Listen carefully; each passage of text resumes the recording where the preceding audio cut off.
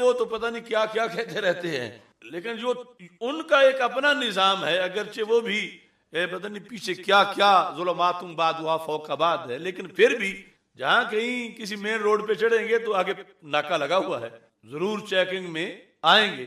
تو اس میں اور اس کے علاوہ جو ہے وہ احتجاج طبرسی، یہ بھی روافض کی کتاب ہے، یہاں بھی یہ حدیث موجود ہے، اس کے یہ الفاظ ہیں صفحہ نمبر 123، نحن معاشر الانبیاء لا نورث ذهبا ولا فضة ولا دارا ولا اقارا وانما نورث الكتاب والحکمہ والعلم والنبوہ، کہ رسول پاک صلی اللہ علیہ وسلم نے ارشاد فرمایا کہ ہم نحن معاشر الانبیاء، ہم جو نبی ہیں، لا نورث، ہم نہیں وارث بناتے کسی کو، ذهبا سونے کا، ولا فضہ چاندی کا، ولا دارا گھر کا، ولا اقارا کسی زمین کا، وَإِنَّمَا نُوَرِّثُ الْكِتَابَ وَالْحِكْمَةَ وَالْعِلْمَ وَالنُّبُوَّةَ۔ تو یہ یعنی اس معاملہ میں جو حضرت صدیق اکبر رضی اللہ تعالیٰ عنہ کی دلیل، اور دوسرا یعنی اس مسئلے پر جو اس کی بڑی تعریف تھی کہ اس نے کہا قرآن میں یہ آ رہا ہے کہ نبیوں کی مالی وراثت ہوتی ہے، اور پہلی مرتبہ رسول پاک صلی اللہ علیہ وسلم نے ایسا کہا کہ مالی وراثت نہیں ہوتی، تو یہ اتہام ہے سرکار پر بھی، قرآن پر بھی، سیدہ پر بھی، اور سارے نبیوں پر بھی، کہ وہ تو اپنے اپنے زمانے میں انہوں نے تو کسی کو درہم و دینار کا وارث بنایا ہی نہیں ہے، اور یہ کہتا ہے سارے بناتے آئے ہیں۔ 1,24,000 پیغمبروں کے خلاف یہ زبان درازی کر گیا کہ وہ وارث بناتے رہے، حالانکہ سرکار نے ان کی صفائی دی کہ ان میں سے کسی نے وارث نہیں بنایا۔ اور یہاں تک کہ پھر دروگ اور حافظہ نے اس کی اپنی جو ہے یہ کتاب، یا تو پھر خود لکھتا نہیں ہے، اپنی کتاب میں بھی یہ لکھا ہوا ہے، المنہاج السوی، اس میں صفحہ نمبر 430، ان العلماء ورثۃ الانبیاء ان الانبیاء لم یورثوا دینارا ولا درہما۔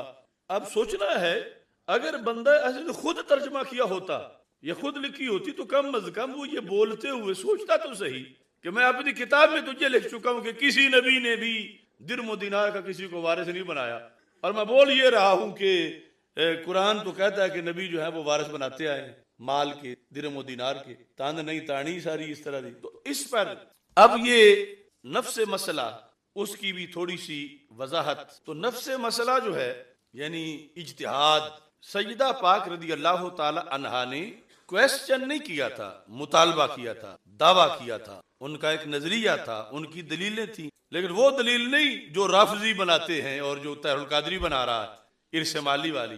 ان کی دلیل جو ہے وہ یہ ہے کہ قرآن مجید میں جو کم کا خطاب ہے، یہ کہیں کم کے اندر سرکار دو عالم صلی اللہ علیہ وسلم بھی شامل ہوتے ہیں، کہیں شامل نہیں ہوتے۔ کتب علیکم الصیام، اس کم میں امت بھی ہے اور رسول پاک صلی اللہ علیہ وسلم بھی ہیں، یہ نہیں کہ کتب علیکم الصیام سے سرکار پر روزانہ فرض ہوا ہو، صرف امت پر ہوا ہو۔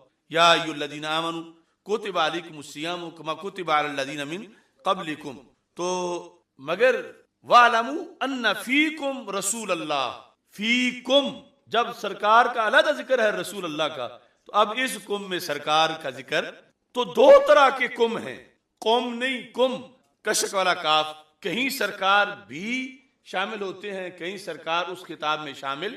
تو یوصیکم اللہ، یہاں بھی کم ہے، یوصیکم، یہ جو کم ہے سیدہ پاک رضی اللہ تعالی عنہا کا یہ اجتہاد تھا کہ یہ کم ویسے ہے جیسے کتب علیکم الصیام والا کم، کتب علیکم الصیام والا، کہ وہاں سرکار دو عالم صلی اللہ علیہ وسلم بھی شامل ہیں، امت بھی شامل ہے۔ تو یوصیکم اللہ فی اولادکم للذکر مثل حظ الانثیین، یہ جو سارے اگلے احکام ہیں جیسے امت کے لیے ہیں ایسے ہی سرکار کے لیے بھی ہیں صلی اللہ علیہ وسلم۔ تو جب سرکار کے لیے بھی ہے تو ان کانت واحدۃ فلھا النصف، تو پھر میں رسول پاک صلی اللہ علیہ وسلم کی اکلوتی بیٹی اس وقت زندہ ہوں، باقی سب کا وصال ہو چکا ہے، تو پھر یہ میرا اس آیت کے ذریعے حق بنتا ہے۔ یہ اپنی طرف سے بنا کے مطالبہ انہوں نے کیا اس دلیل کی روشنی میں، اور آگے سیدنا صدیق اکبر رضی اللہ تعالی عنہ نے واضح کیا کہ یہ جو قوم ہے نا یوصیکم والا قوم، یہ اس قوم کی طرح ہے جو وَاعْلَمُوا أَنَّ فِيكُمْ رَسُولَ اللَّهِ، کہ یہاں امت کی بات تو ہے، سرکار کی بات، کیونکہ سرکار کی یہ شان نحن الانبیاء لا نرث ولا نورث، تو امت کی تو وراثت ہے اور نبیوں کی ہوتی نہیں ہے، تو سرکار اپنے بارے میں اور پہلے نبیوں کے بارے میں انہوں نے بتا دیا ہے تو یہ یعنی انہوں نے بتایا کہ عام نہیں بلکہ خاص ہے، حکم عام نہیں بلکہ شیعہ یہ کہتے ہیں دیکھو جی انہوں نے خبر واحد سے آیت کو منسوخ کر دیا. نہیں، آیت کو منسوخ نہیں کیا، صرف آیت کی تخصیص کی کہ یہ سب کا حکم نہیں، یہ امت کا حکم ہے. اور تخصیص خبر واحد سے نہیں کی، تخصیص حدیث متواتر سے کی، جو اتنی کتی ہے جتنی یوسیکم اللہ کتی ہے، کیونکہ انہوں نے تو سرکار کی زبان سے سنی، اور جس زبان سے یوسیکم اللہ کو سنا تو کتی ہے، اسی زبان سے نحن الانبیاء کو سنا تو ان کے یوں ہی ہے. یہ سندے تو آگے سلسلے بعد میں ہمارے لحاظ سے، اور پھر اس پر آگے اجماع بھی منعقد ہوا. تو یہ جس وقت دعویٰ کرتے وقت سمجھ رہی تھی کہ سرکار بھی کم میں شامل ہیں تو میرا بھی پھر حصہ بنتا ہے تو میں اپنا مانگ لوں. جواب میں یہ آیا آیت سچی ہے لیکن آیت کے کم کے اندر سرکار شامل نہیں ہے، سرکار کے علاوہ امت کا حکم ہے یہ، اور سرکار دو عالم صلی اللہ علیہ وسلم نے اپنے لیے یہ فرمایا ہے. اس پر انہوں نے آگے اپنا موقف بدل لیا، رجوع کر لیا، آگے خاموشی اختیار کی، اور پھر بھی جو فدق کی طرف سے ملتا تھا حصہ وہ وصول کرتی رہی، اور بعد میں بھی سلسلہ چلتا رہا. تو یہ صورتحال ہے جس کو اگر اختصار سے دیکھنا ہو تو عمدۃ القاری کے اندر یہ لفظ دیکھ لینے چاہیے. کئی لوگوں کو بھی تک یہ نہیں پتا، کہتے ہیں کہ اس نے پہلی بار آ کے کہہ دیا کہ انہوں نے اجتہاد کیا تھا، اور اجتہاد کو پتہ نہیں یعنی کس انداز میں یہ سمجھتے ابھی تک یہ اجتہاد کی شان سے نہیں واقف ہو سکے. یہ عمدۃ القاری مثال کے طور پر. باقی فتح الباری میں دیگر کتابوں میں یہ 10ویں جلد ہے، 422 صفحہ. وکیل ان طلبہ لذالک، طلب کرنا حضرت فاطمہ رضی اللہ تعالی عنہا کا فدق کو، کان قبل ان تسمع الحدیث، اس سے پہلے تھا کہ آپ حدیث سن. الذی دل علی خصوصیت سیدنا رسول اللہ صلی اللہ علیہ وسلم، جس حدیث نے سرکار کی خصوصیت پر دلالت کی کہ باقی کے لیے ورثہ بٹتا ہے سرکار کا ورثہ. وکانت متمسکۃ بآیت الوصیۃ، حضرت فاطمہ الزہرا رضی اللہ تعالی عنہا متمسکۃ مستدلۃ، کانت متمسکۃ، آپ استدلال کرنے والی تھیں. استدلال مجتہد کرتا ہے، استدلال مدعی کرتا ہے. وکانت مستدلۃ متمسکۃ بآیت الوصیۃ وان کانت واحدۃ فلها النصف. تو آپ وان کانت واحدۃ حبلی من لدنک ولیہ سے نہیں، اس آیت سے آپ نے استدلال کیا ہوا تھا، یہ اجتہاد تھا آپ کا. اور سامنے سے حدیث آ گئی، حدیث آنے پر مان گئی کہ ٹھیک ہے آپ جو کہہ رہے ہو برحق ہے، اور اپنا قول واپس لے لیا. اس پر سارا شور مچا رکھا ہے لوگوں نے. اگر وہ غلط سمجھتی تھی سیدنا صدیق اکبر کے فیصلے کو تو نبی پاک صلی اللہ علیہ وسلم کی دختر ہوں اور غلط فیصلے پہ چپ کر جائیں، اور ادھر شیر خدا ہوں اور غلط فیصلے پہ چپ ہو جائیں، ادھر سارے صحابہ ہوں اور غلط فیصلے پہ چپ ہو جائیں، ساری امت ہو اور غلط فیصلے پہ چپ ہو جائیں. یہ نہیں ہو سکتا. اس لیے یہاں مجھے دوبارہ پڑھنے پڑیں گے الفاظ پیر کرم شاہ الازہری کے، اور ان کے شاگردوں اور بیٹوں کو بھی یہ ذرا پڑھ لینے چاہیے. وہ سمجھتا ہے شاید پہلی مرتبہ اس جلالی نے یہ مسئلہ شرح کر دیا ہے. اگر واپس پلٹ کے دیکھو گے تو ان بدلتے صاحبزادوں کو اپنے بڑے صحیح نظر آئیں. 4 جلد، ایک جملہ. حضرت صدیق اکبر، صفحہ نمبر 270. حضرت صدیق اکبر اور حضرت فاروق اعظم رضی اللہ تعالیٰ عنہما کا یہ عمل، کون سا؟ فدق نہ دینا. یہ عمل ارشاد خداوندی کی تعمیل تھی. یہاں بھی طاہر القادری نے گڑبڑ کی ہے. یعنی یہ جس طرح پارلیمنٹ کوئی فیصلہ کر لیتی ہے تو پارلیمنٹ میں یہ جو ہے وہ قانون سازی کی گئی. جیسے پارلیمنٹ فیصلہ کرتی ہے ایک قانون سازی کر دے، دیٹس اٹ. یا سپریم کورٹ ایک فیصلہ کرتی ہے ایک قانون سازی کر دے، وہ آئین کی شرح ہو جاتی، ختم ہو گئی بات. یعنی وہ کتنا سپورٹ کر رہا ہے ادھر پراپوگنڈے کو. یہ کوئی بعد کی قانون سازی نہیں، یہ اللہ کے حکم پر عمل تھا. اللہ کے لکھا ہے کہ ارشاد خداوندی کی تعمیل تھی اور سنت نبوی کی صحیح معنوں میں اطاعت تھی، اور ان حضرات پر کسی قسم کا الزام و اتہام وارد نہیں ہو سکتا، بلکہ وہ لائق صد تبریک و تحسین تھے کہ انہوں نے ہر قسم کا دباؤ کا مقابلہ کیا، ہر قسم کے دباؤ کا مقابلہ کیا. اب یہ سوچو نا، ہم 14 صدیاں بعد صرف ان کے موقف کا ذکر کر بیٹھے ہیں، تو دباؤ جو ہے وہ جو بھاگے ہیں ساسون کو پتہ انہیں کتنا ہوتا ہے. ان کو ڈائریکٹ جو فیس کرنا پڑ رہا تھا اس وقت، تو پیر کرم شاہ الازہری نے لکھا کہ انہوں نے ہر قسم کے دباؤ کا مقابلہ کیا، لیکن فرمان الہی اور سنت محمدی صلی اللہ علیہ وسلم سے سرے منہ انحراف نہ کیا۔ تو پیر کرم شاہ نے لکھا نا، دباؤ تو تھا اور ہر قسم کا تھا، اور اس دباؤ کے سامنے پھر بھی سرے منہ انحراف نہ کیا، اس واسطے ان کو خراج تحسین پیش کرنا چاہیے۔ اب اگر وہ ایسا نہ کرتے، اگر وہ ایسا مطلب کیا ہے، فدق دے دیتے، اگر ایسا نہ کرتے، ایسا کیا کیا، فدق نہیں دیا، اگر ایسا نہ کرتے فدق دے دیتے فدق، تو وہ قابل سرزنش ہوتے۔ یہ علیحدہ بات ہے کہ وہ سرزنش تو پھر اللہ کی طرف سے ہونی تھی، بندہ تو کوئی کر نہیں سکتا، لیکن پیر کرم شاہ کے نزدیک اگر وہ فدق دے دیتے، جو آج یہ سارے مل کے جھگڑا کر رہے ہیں، دے دینا چاہیے تھا، کوئی بات نہیں تھی، دے دینا چاہیے تھا، یعنی پہلے رفضی یہ کرتے تھے، اب یہ بھی ساتھ جو زیر اثر ہیں۔ تو پیر کرم شاہ الازہری نے کہا کہ اگر وہ ایسا نہ کرتے یعنی فدق دے دیتے، تو وہ قابل سرزنش ہوتے، بلکہ اس وقت کا زندہ اور بیدار معاشرہ احکام الہی اور سنت نبوی کی اس خلاف ورزی کو ہرگز برداشت نہ کرتا۔ اس وقت کا بیدار معاشرہ کیا برداشت نہ کرتا؟ اگر فدق دیتے تو برداشت نہ کرتا۔ وہ کون سا معاشرہ تھا، کون لوگ تھے؟ یعنی صحابہ و اہل بیت، اس وقت کا بیدار معاشرہ، زندہ اور بیدار معاشرہ احکام الہی اور سنت نبوی کی اس خلاف ورزی کو، یعنی نہ دے کے تو شریعت احکام خداوندی پہ عمل کیا، نہ دے کے سنت پہ عمل کیا، اور اگر دے دیتے تو اس وقت کا زندہ اور بیدار معاشرہ اس خلاف ورزی کو ہرگز برداشت نہ کرتا۔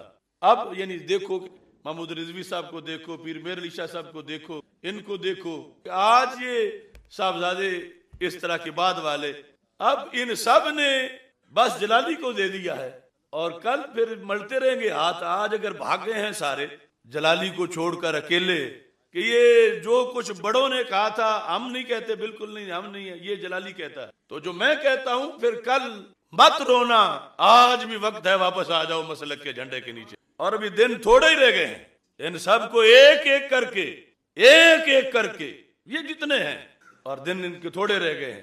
اب بڑے جو ہیں وہ یہ لکھتے رہے، اور پچھلے وہ طاہر اشرفی کے ساتھ بیٹھ کے ہمارے خلاف جو ہے وہ پریس کانفرنس کر رہا ہے امین الحسنات کہ اس کو جو ہے وہ 295 کے تحت سزا ملنی چاہیے، پتہ نہیں بابا جی کی لکھ گئے۔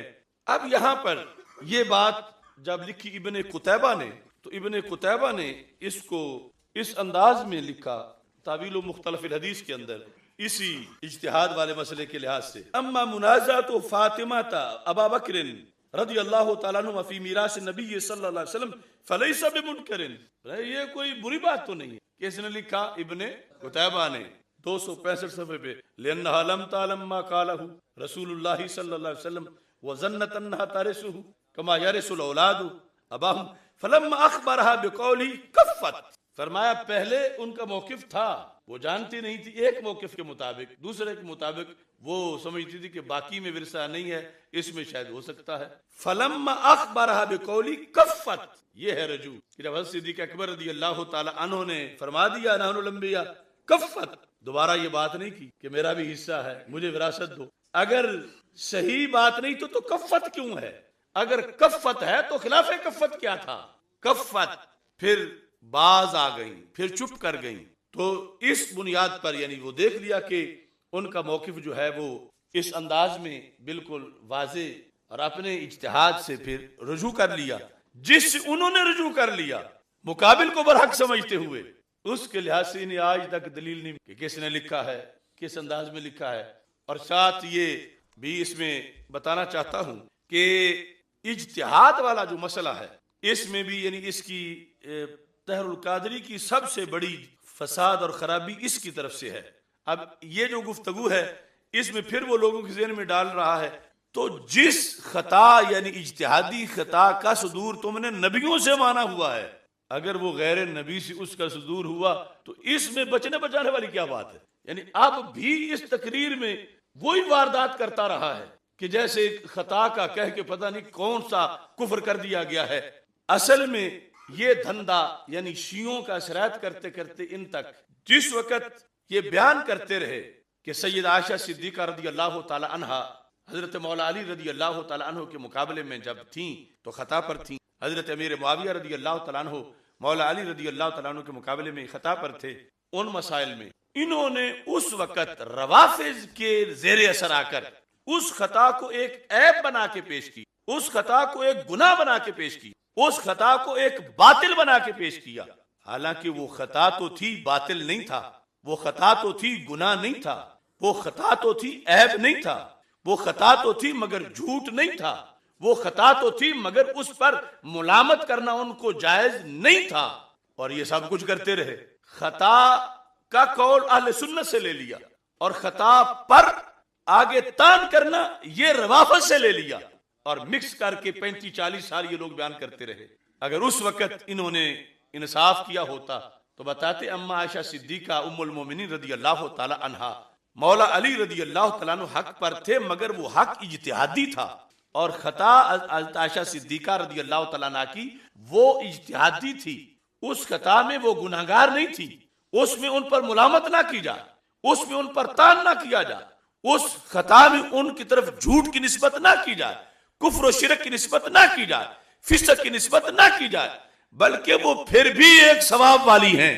اگر یہ بیان کرتے تو شیعہ خوش نہ ہوتے. اس وقت انہیں شوق تھا شیعوں کے مراکز میں جا کر یہ کہنے کا کہ شیعہ سنی ایک کے جڑا کھے دو اس نے دو کر دو. اے طاہر القادری, آج جعفر طیار مرکز کراچی کی تقریر سن اور چھوڑی میں پانی لے کے مر جا.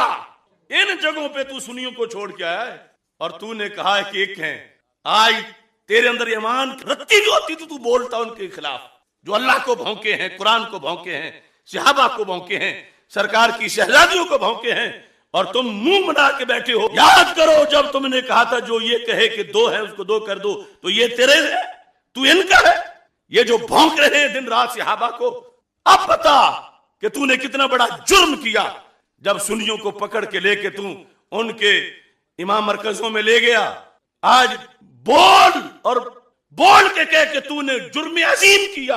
ان کا تو اتحادی بنا تھا, ان کے لحاظ سے تو کہتا تھا کہ یہ سنی شیعہ ایک ہیں. یہ جرم ہے ان سارے لوگوں کا. اجتہاد اور خطا اجتہادی کی انہوں نے وضاحت نہیں کی, صرف ان کا راندہ راضی کرنے کے لیے کہ خطا بولنا جائز ہے لیکن مطلب ان والا بتاؤ. اگر صحیح بتایا ہوتا تو آج پتا چلتا.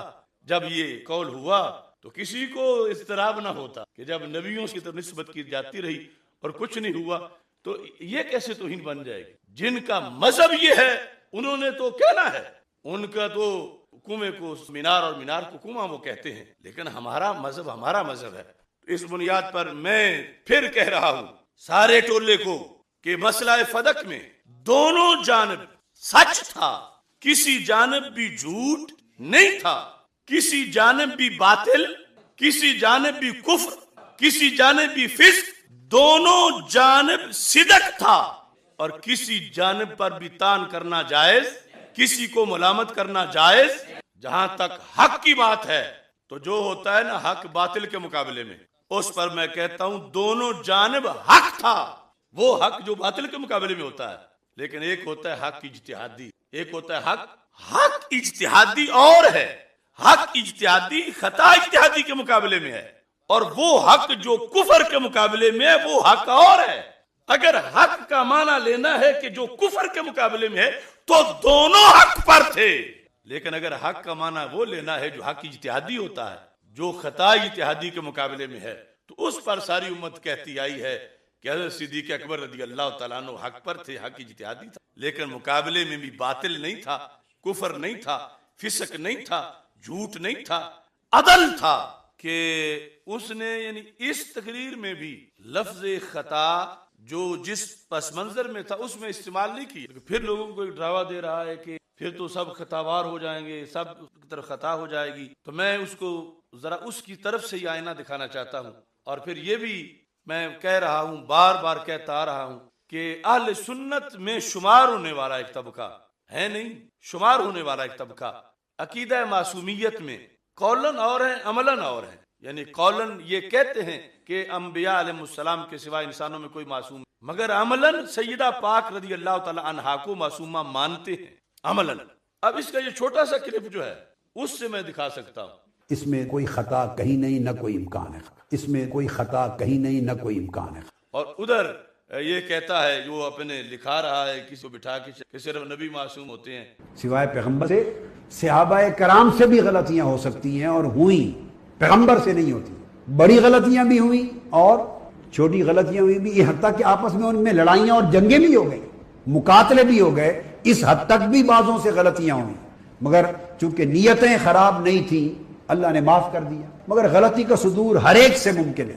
گناہ سرزد ہونے کا مطلب نہیں کہ وہ ولی نہ رہا، غوث نہ رہا، کتب نہ رہا، وہ توبہ کر لیتے ہیں۔ غیر پیغمبر ہے غلطی ہو سکتی، کبھی یہ عقیدہ نہیں کہ پیغمبر کے سوا صحابہ کرام سے لے کر آج ہمارے دور تک یا قیامت تک کوئی اور ایسے انسان بھی ہیں جو قائد ہیں، لیڈر ہیں اور ان سے کبھی غلطی نہیں ہو سکتی، یا ولی کتب ابدال ہیں اور غلطی نہیں ہو سکتی، وہ پاک ہیں، یہ عقیدہ غلط ہے۔ ہاں اہل تشیع اور فقہ جعفریہ کے ہاں یہ عقیدہ ہے، ان کے عقائد میں ائمہ اطہار اہل بیت جو 14 ہیں ان کو بھی وہ معصوم عقیدہ رکھتے ہیں، وہ بھی معصوم سمجھتے ہیں کہ ان سے غلطی ہو ہی نہیں سکتی۔ اہل سنت کے عقائد میں ائمہ اور اولیاء سب معصوم نہیں، محفوظ ہوتے ہیں۔ ائمہ اور اولیاء اہل سنت کے عقائد میں معصوم نہیں، محفوظ ہوتے ہیں، یعنی اہل تشیع اور فقہ جعفریہ کے عقیدے میں وہ گناہ یا غلطی کر ہی نہیں سکتے، جیسے انبیاء غلطی نہیں کر سکتے۔ اہل سنت کے ہاں غلطی کا صدور ممکن ہے، کر سکتے ہیں، مگر وہ اللہ کی حفاظت میں ہوتے ہیں، اللہ انہیں گناہ سے محفوظ رکھتا ہے۔ غلطی اور گناہ منافی نبوت ہے، منافی ولایت نہیں۔ اور کوئی معصوم نہیں ہے، لیکن اس گفتگو کے آخری جہاں وہ کلپ ختم ہو رہا ہے اس میں لکھا ہے اور خطا کہیں نہیں نہ ہی امکان خطا، اس میں کوئی خطا کہیں نہیں نہ کوئی امکان ہے، اس میں کوئی خطا کہیں نہیں نہ کوئی امکان ہے۔ یعنی سیدہ پاک رضی اللہ تعالی عنہا نے جو سوال کیا اس کے بقول خطا کہیں نہیں نہ ہی امکان خطا، امکان خطا کے بعد اب اور معصومیت کیا ہوتی ہے؟ امکان خطا ہی نہیں، ساتھ اجتہادی یا غیر اجتہادی کی بھی قید نہیں، نہ ہی امکان خطا۔ سب سے پہلے تو یہ بات ہے کہ یہ بار بار یہ کہتا ہے کہ جب سیدہ پاک کا دعویٰ جو ہے ان کا قول احکام قرآن پہ مبنی تھا تو پھر خطا کیسے ہو سکتا ہے؟ لیکن بالآخر آخری جملہ بولتا ہے، کہتا ہے یہ بھی اجتہاد ہے وہ بھی اجتہاد ہے۔ تو یہ بھی اجتہاد تھا وہ بھی اجتہاد تھا، دونوں طرف۔ تو جو اجتہاد اس میں تو احتمال ہوتا ہے، یعنی حضرت صدیق اکبر رضی اللہ تعالیٰ عنہ کا بھی اجتہاد ہے، سیدہ پاک رضی اللہ تعالیٰ عنہ کا بھی اجتہاد ہے۔ پہلے 10 منٹ یہ گردان کرتا رہا ہے کہ سیدہ پاک رضی اللہ تعالیٰ عنہ نے تو آیت پڑھ کر، آیت میں ان کا دعویٰ تھا، آیت میں سب کچھ ہے، تو خطا کیسے ہو سکتا ہے؟ پھر کہتا ہے نہیں یہ بھی اجتہاد ہے وہ بھی اجتہاد ہے۔ تو 10 منٹ اپنے موقف پہ ٹھہر نہ سکے، وہ زندگی بھر کیسے ٹھہر سکے؟ یہ بھی اجتہاد ہے وہ بھی اجتہاد ہے۔ یہ تو مقام ہے سیدہ پاک رضی اللہ تعالی عنہا کا کہ یہاں امکان خطا بھی نہیں، اور ادھر نبیوں کا کیا ہے؟ کہتے صدور خطا بھی ہے۔ تو رفض نہیں تو اور کیا ہے؟ غیر نبی کو نبی سے بڑھانا نہیں تو اور کیا ہے؟ کہاں کہا ہے؟ یہ اس کی جو تفسیر میں منہاج القرآن ہے اس کے اندر اس نے آیت نمبر 37 مضمون نمبر 57 حضرت آدم علیہ السلام کی قبول توبہ، اس میں لکھتا ہے ربنا ظلمنا انفسنا وان لم تغفر لنا وترحمنا لنکونن من الخاسرین کے بعد ان کلمات سے حضرت آدم علیہ السلام نے توسل کیا، کیا؟ اللہم انی اسألوک بجاہ محمد صلی اللہ علیہ وسلم ان تغفر لی خطیئتی، ان تغفر لی خطیئتی۔ ترجمہ، اے اللہ میں تجھ سے حضرت محمد صلی اللہ علیہ وسلم کی عزت و مرتبت کے واسطے سے سوال کرتا ہوں میری خطا معاف فرما دیجئے۔ معافی تب مانگی جب صدور ہو چکا تھا، کس چیز کا؟ اور ادھر امکان خطا بھی نہیں اور ادھر خطا کا صدور ہو چکا ہے۔ قیامت تک اس دلدل سے نہیں نکل سکتے یہ لوگ جب تک کہ پلٹ کے اہل سنت کے نظریات پہ نہ آ جائیں۔ انہیں اپنا سارا لٹریچر کسی سمندر میں جا پھینکنا پڑے گا۔ یہ تو بھی چند چیزیں ہمیں سامنے کی، یعنی یہ حدیث آگے ذکر کر رہا ہے، خطیئتی ترجمہ کر رہا ہے میری خطا۔ تو حضرت آدم علیہ السلام سے خطا ہوئی، وہ اجتہادی تھی، اس نے تو مطلق نہیں لکھا، اور مطلق اور اطلاق والوں کو بھی ذرا اپنا آپ سمیٹ کے سوچنا چاہیے۔ ہم اگر آئینہ دکھائیں گے تو وہ ان کے پھر 10 دن کے لیے اپنی فائنل ہوں گے۔ ان تغفر لی خطیئتی، الاجتہادیہ نہیں ہے، خطیعتی ہے مگر مراد اجتہادی ہے بالیقین. اور یہ صحیح مسلم شریف ہے، یعنی یہ اجتہادی خطا اس پر یہ تصور دے رہا ہے کہ یہ پاکستان میں پتہ نہیں کیا قول کر دیا گیا. اے سیدہ پاک رضی اللہ تعالیٰ عنہ، میں نے نہیں کیا، ہم نے نہیں کیا. تم نے تو اس پر تو کوئی جرم نہیں تھا، تم نے رب کی توحید سے بغاوت کی، قرآن سے تم نے بغاوت کی، تم نے کیا نہیں کیا. اور یہاں یہ صحیح مسلم شریف ہے. قرض ہے طاہر القادری پر. اب اگلا میں ہوم ورک دے رہا ہوں اس کو. طاہر القادری اگلا جو درس دے میرے جواب میں، مرنے سے پہلے، صرف کل پرسوں کی بات نہیں، مرنے سے پہلے. یہ صحیح مسلم ہے، اس کے اندر حدیث نمبر 193 ہے اور فائنل نمبر جو اس کا ہے مطلقاً 322 ہے. کتاب الایمان ہے، صفحہ نمبر 121 ہے. یہ بیروت کا چھاپا جلد نمبر 1 ہے کہ جب قیامت کے دن لوگ جائیں گے حضرت آدم علیہ السلام کے پاس کہ ہماری سفارش کرو، وہ لوگ بھی سارے سنیں جن کو آج تک لفظ خطا کا مطلب ہی نہیں آیا، اور توہین کرتے ہوئے شور مچا کے ایسے گدوں کی طرح بھاگنا شروع ہو گئے. فَيَأْتُونَ آدم علیہ السلام فَيَقُولُونَ أَنْتَ آدم ابو الخلق. آدم علیہ السلام کے پاس جائیں گے، کیا تم تو آدم علیہ السلام ہو، آپ آدم ہو، ہماری سفارش کرو. میں مختصر کرتا ہوں. یہ وہ لفظ ہے جو اس نے اپنے منہاج السوی میں سارے کاٹے ہیں.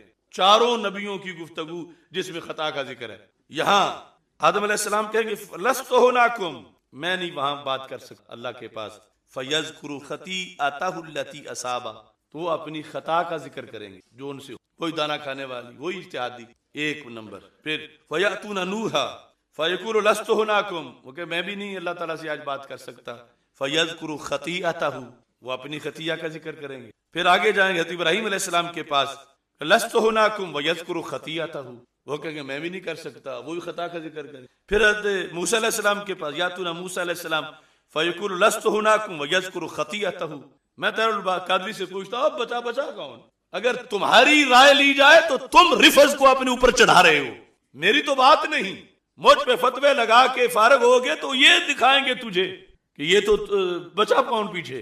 جو تم اس تقریر میں مجھے کہہ رہے ہو، رافضی تجھے کہیں گے.